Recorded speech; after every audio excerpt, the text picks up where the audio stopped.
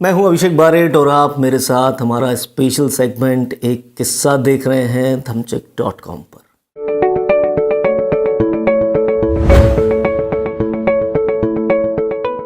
ये बात है 5 अगस्त 1960 की। इस दिन की तारीख पर एक शुक्रवार पड़ा था। ये वो शुक्रवार था जो अपने साथ कई कहानियों को समेट लाया था।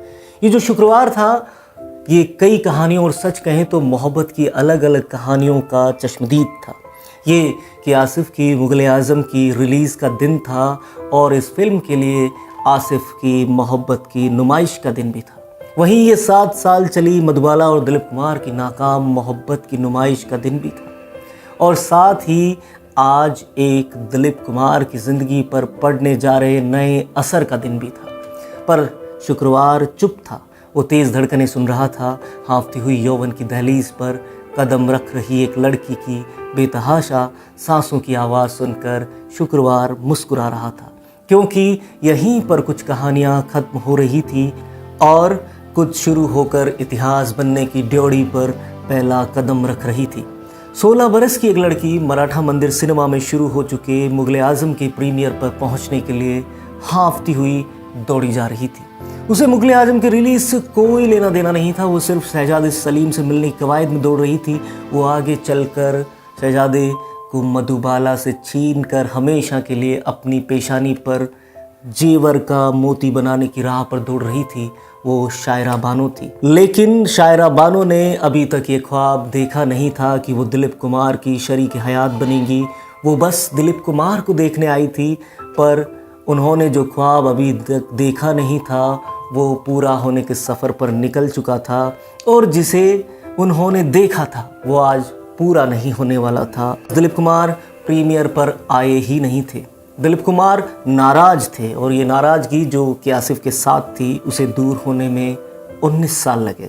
19 बरस तक उन्होंने अपनी ही फिल्म मुग़ल आज़म नहीं देखी। क्या आप इस बात पर यकीन करेंगे?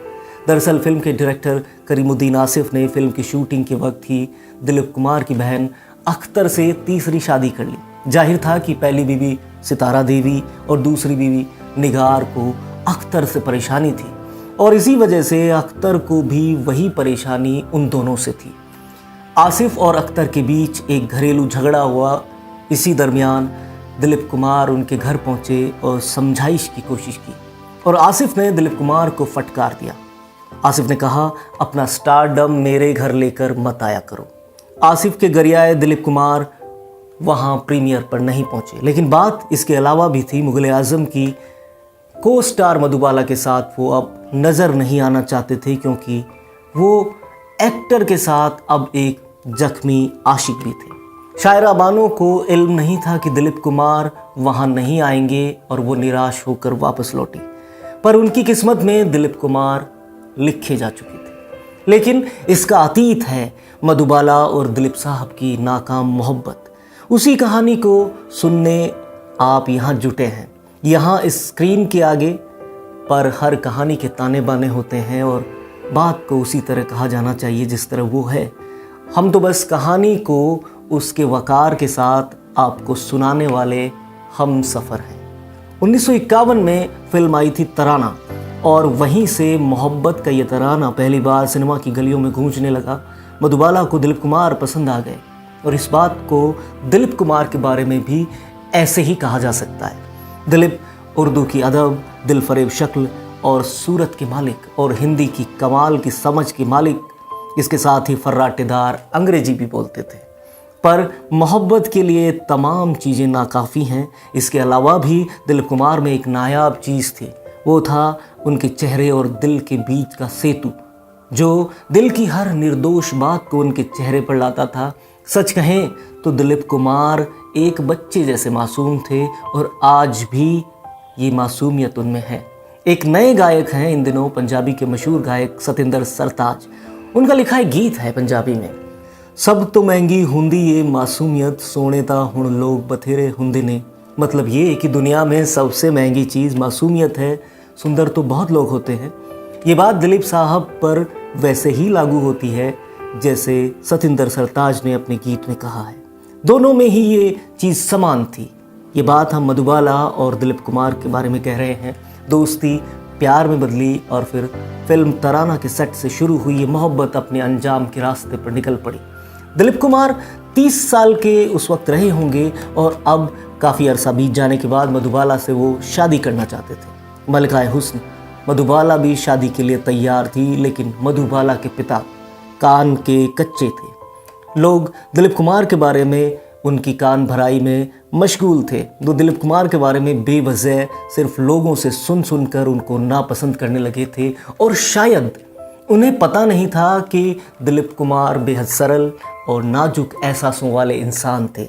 ऐसे एक्टर जो किरदार निभाता था तो उसी किरदार में खुद को झोंक देता था और फिर उससे बाहर आने में उन्हें कई बार डॉक्टर्स की मदद लेनी पड़ती थी। तब तक मधुबाला के पिता अताउल्लाह खान को ये इल्म नहीं था कि दिलीप आगे चलकर फिल्म इंडस्ट्री के सबसे बड़े एक्टर बनेंगे और उनका ये रिकॉर्ड कभी कोई तोड़ नहीं पाएगा और ये आज तक मुमकिन भी नहीं हो पाया। उन्होंने इस रिश्ते के लिए ना कह दिया, लेकिन दिलीप साहब को मधुबाला पर भरोसा था कि वो उन्हें चाहती हैं और वो कभी उन्हें मना नहीं करेंगी, उनका साथ नहीं छोड़ेंगी। बी.आर. चोपड़ा की फिल्म नया दौर की शूटिंग शुरू हुई। दिलीप साहब और मधुबाला को कास्ट किया गया और फिल्म का शूट मध्य प्रदेश में होना तय हुआ। मधुबाला के पिता अताउल्लाह को लगा कि मध्य प्रदेश के इस शूट के आउटडोर शूट के दौरान दोनों नज़दीक आएंगे तो शादी कर लेंगे और उन्होंने फिल्म का कॉन्ट्रैक्ट मानने से इनकार कर। बी.आर. चोपड़ा के बार बार समझाने के बावजूद मधुबाला को दिलीप साहब के साथ शूट पर नहीं जाने दिया। गुस्साए बी.आर. चोपड़ा ने मधुबाला के खिलाफ कोर्ट में एक केस दायर कर दिया और वैजंती माला को उनकी जगह कास्ट कर लिया। दिलीप कुमार भी बी.आर. चोपड़ा को हुए आर्थिक और मानसिक नुकसान से आहत हुए थे और उनमें अताउल्लाह खान को लेकर एक आग भी थी। उन्होंने कोर्ट में बी.आर. चोपड़ा के पक्ष में गवाही दी कि मधुबाला ने कॉन्ट्रैक्ट तोड़ा। मधुबाला को इसमें जब सज़ा की नौबत आई तो दिलीप साहब ने बी.आर. चोपड़ा को समझाकर ये केस ख़त्म करवाया। वो मधुबाला को चाहते थे। मधुबाला दिलीप कुमार के रिश्ते में आंच अभी बाकी थी, वो दूर होकर भी करीब थे। उसके बाद उन्होंने मधुबाला से एक बार ये भी कहा कि काजी तैयार हैं और आज ही उन्हें उनसे शादी करनी होगी। ये उनका अंतिम प्रयास है, आज नहीं तो फिर कभी नहीं। मधुबाला ने एक गलत निर्णय लिया। उन्होंने दिलीप कुमार को अपने पिता की दुहाई देकर इनकार कर दिया। दिलीप मधुबाला से अलग हो गए, पर अभी भी किस्मत दोनों को वक्त देना चाहती थी। फिल्म मुगल-ए-आज़म शुरू हुई, दोनों कास्ट किए गए और बरसों फिल्म की शूटिंग चलती रही। लेकिन दिलीप कुमार को मधुबाला ने अपने पिता की वजह से खुद से दूर रखा और आखिर दिलीप कुमार का धैर्य जवाब दे गया। फिल्म के एक सीन में दिलीप साहब को मधुबाला को एक थप्पड़ मारना था। दिलीप कुमार अपनी बेबसी और नाकाम मोहब्बत से इतने खफा थे कि उन्होंने मधुबाला को अपनी मोहब्बत की रुसवाई में एक असली और जोरदार थप्पड़ मार दिया। दिलीप अपनी नाकाम मोहब्बत से हार गए और कभी मधुबाला की तरफ वो पलटे नहीं। दोनों का प्यार एक थप्पड़ के साथ बेबस और रुआंसा होकर लौट गया। मधुबाला इस फिल्म की शूट के दौरान ही बीमार रहने लगी। दौलत शौहरत के शिखर पर बैठी मधुबाला को एहसास हुआ कि उनसे एक गलती हुई है, पर दिलीप कुमार अब बहुत दूर जा चुके थे। स्टारडम के शिखर पर बीमार हुई मधुबाला अकेली और तन्हा पड़ने लगी। कभी लोगों से घिरी रहने वाली मधुबाला की तबीयत बद से बदतर होने लगी। दूसरी तरफ शायरा बानो खुद फिल्मों में आ चुकी थी और शादीशुदा राजेंद्र कुमार को चाहने लगी। शायरा बानो की माँ ने शायरा को समझाने की लाख कोशिशें की, पर शायरा नहीं मानी और आखिरकार उन्हें दिलीप कुमार की मदद लेनी पड़ी, क्योंकि शायरा की माँ को पता था कि दिलीप कुमार की बात को शायरा टाल नहीं सकती। दिलीप साहब ने शायरा को खूब समझाया और कहा कि तुमसे तो कोई भी शादी कर सकता है। शायरा ने दिलीप कुमार से कहा, क्या आप कर सकते हैं? दिलीप कुमार इस बात पर नाराज हुए और वहाँ से लौट गए। 22 साल छोटी शायरा की इस बात से दिलीप बेहद खफा थे, वो नाराज़ थे। पहले भी शायरा के साथ इसी वजह से उन्होंने काम करने से इनकार कर दिया था कि वो उनसे 22 साल छोटी हैं। शायरा को जब ये एहसास हुआ कि उन्होंने ट्रेजेडी किंग दिलीप कुमार को नाराज़ कर दिया है और फिर शायरा ने उन्हें मनाने की कोशिशें शुरू की।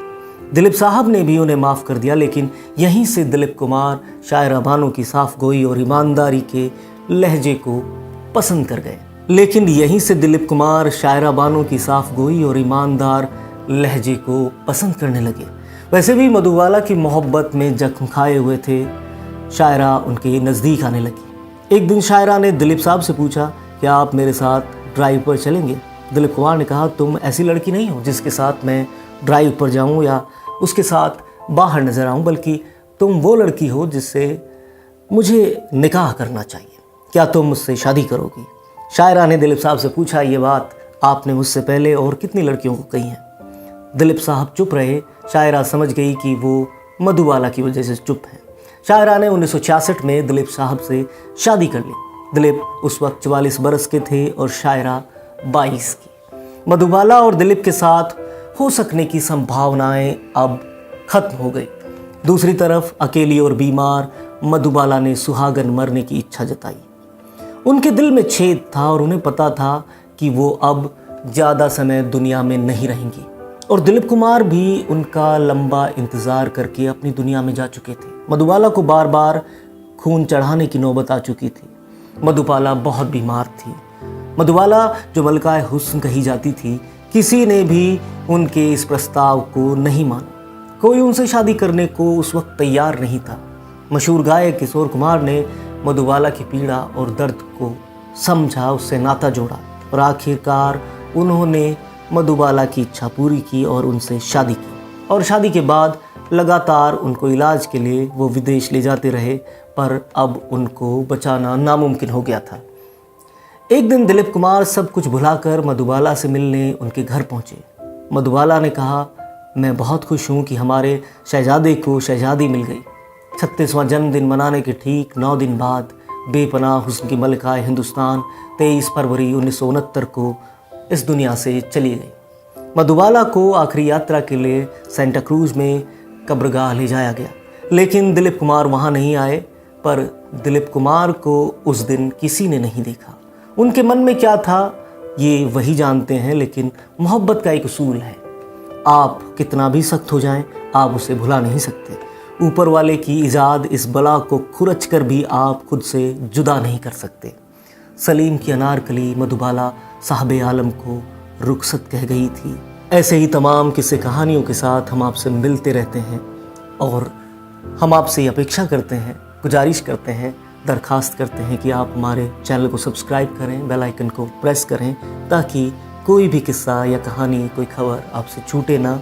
आपको ये कहानी, किस्सा अगर अच्छा लगा है तो आप इसे अपनों के साथ में साझा करें। वो मित्र हो सकते हैं, रिश्तेदार हो सकते हैं, कोई भी जो आपको अच्छा लगता है।